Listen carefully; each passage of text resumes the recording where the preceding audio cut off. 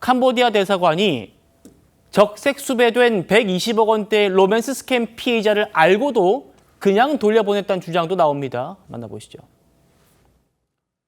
그 한국인 총책 부부 중에 여권 연장하러 여기 왔다가 적색 수배자인 것을 알고도 그냥 자수 권유만 했다는 사실 알고 계십니까? 저희가 이제 파악한 내용으로는 당시에 해당 인사가 아버지와 함께 당관을 방문해서 여권을 연장하기 위해서 신청했는데 면담 과정에서 당사자가 인터폴 적색 수배자임을 알게 되었고 관련해서 지금 적색 수배 상태로는 출국 시 반드시 잡힐 수 있고 그래서 그런 부분을 고려해서 자수를 권고했던 그런 사항입니다. 그때 알고 계셨습니까? 보고를 받으셨습니까? 당시는 제가 알지 못하였습니다. 이게 지금 문제가 있는 거죠. 너무 큰 문제입니다, 사실은.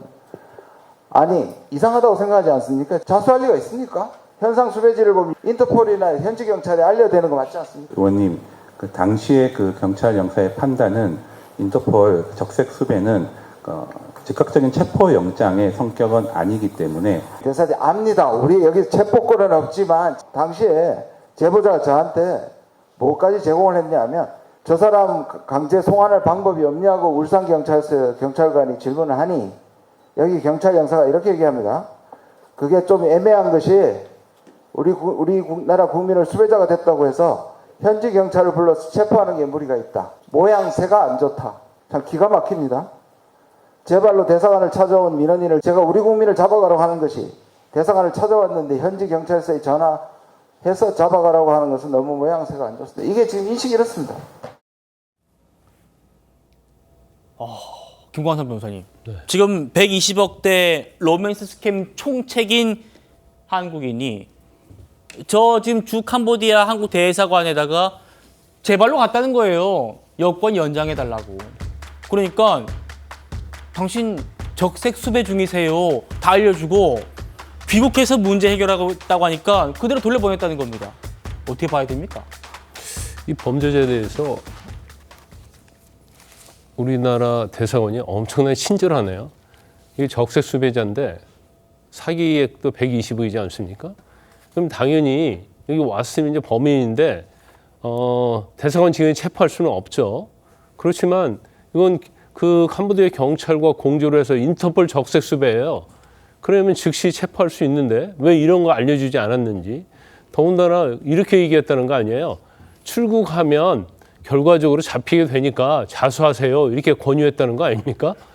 근데 캄보디아까지 도망간 사람이 자수하겠어요? 예. 이런 순진한 발상이 어디 있고, 그 다음에 아마 지금 우리가 이제 대사관이라는 것이 제일 중요한 업무 중에 하나가 자국민을 보호하는 거잖아요. 생명, 신체, 그뿐에 여러 가지로. 그런데 전혀 그런 의지가 없어요. 대충 캄보디아에 있다가 떠날 생각을 하고 있는 것이 아닌가 이제 그런 생각이 듭니다. 예. 지금 다행히도 지금 적색 수배자가 또 잡혔다가 한번 풀려났다가 이제 잡혀 있는 상태거든요. 그런데 대리 대사가 됐건 대사관 내에 적색 수배자가 저렇게 여권 갱신하러 왔을 때 그럴 때 어떻게 하는지 매뉴얼도 전혀 없는 것 같아요. 그런데 저게 어떻게 보면 국제적 인터폴 적색 수배인데 한국에서 범죄 행위를 한 거잖아요. 예. 그러면 왜 저런 걸 그냥 내버려 두고 자수 권유하고 가도록 했을까? 오히려 적색 수배 당한 걸 모르니까 대사관에 온 거거든요. 그런데 오히려 적색 수배 당했으니까 오히려 몸 조심해라, 잘 도망 다니라. 예. 그런 시그널을 준 것밖에 볼 수가 없어요. 그래서 지금 아까 대리대사도 전혀 국감에도 질문에 답변한 거 보면 아는 것도 없고 그다음 어떤 질문에 진정성이 답할 생각도 없고 대충 때우러 나왔고 우리는 별로 이건 범죄인 잡는 것은 경찰이 하는 것이지 우리 대사관이 하는 건 아니다. 그런 어떤 잘못된 인식이 있지 않나 싶습니다. 예. 김주영 의원 얘기는 이거예요. 그런 조치를 보고 한국 경찰 수사관이 그 로맨스 스캠 총책이 귀국 안 하고 숨어 있으면 어떻게 할 거냐? 그 대사관에서 그럴 수도 있지? 라고 답을 했대요. 다음이요. 민원인 신분으로 찾아온 총책을 현지 경찰 신고하는 건 모양새가 좋지 않다. 더 취할 수 있는 조치는 자수 권유 말고는 없다. 사실상 손을 놓은 겁니다. 안 기자님. 그런데 이런 사례가 또 있다면서요? 네, 맞습니다. 이 캄보디아의 턱틀라 사원에는 내구의 한국인 시신이 안치되어 있습니다.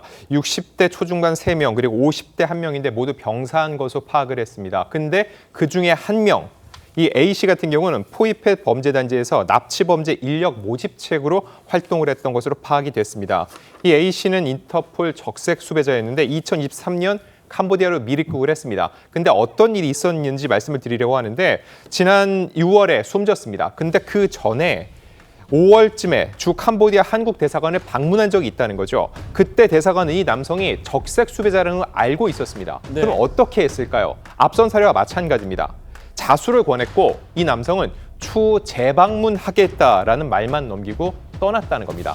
떠나는 걸 그냥 떠나도록 뒀다는 거죠. 결과적으로 한 달 후에 이 남성은 주검으로 발견이 됐고 무연고자로 분류가 됐는데 앞서 대사관이 어떤 식으로 조치를 했는지에 대한 내용을 조금 더 살펴보면 이런 내용을 했다는 겁니다. 출국 시 밟게 될 절차와 체포 가능성을 안내해줬다는 건데 범죄자에게 당신이 한국에 들어가면은 이런 식으로 체포가 될 수 있습니다라는 얘기를 하는 게 과연 그 범죄자에게 정말로 자수하라고 권하는 것인지 어떠한 시그널을 줘서 한국에 들어가면 잡힐 수 있으니까는 피하는 게 좋다라고 알려주는 것처럼 받아들일 가능성이 역시 배제할 수 없거든요. 예. 결국은 이 무연고자 역시 이 대사관에서 제대로 찾아왔을 때 대처하지 못했기 때문에 이 같은 일이 반복됐다고 볼 수 있습니다. 알겠습니다.